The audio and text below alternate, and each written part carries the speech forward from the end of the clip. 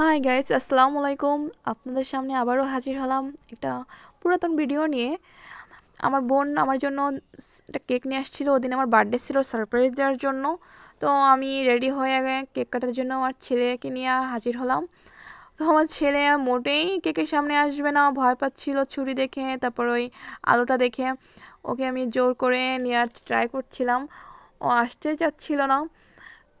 তো যখন এক পর্যায়ে রাজি হলো, কেক কাটলাম। কিন্তু ও কিন্তু কেক খেতে মোটেই পছন্দ করতো না।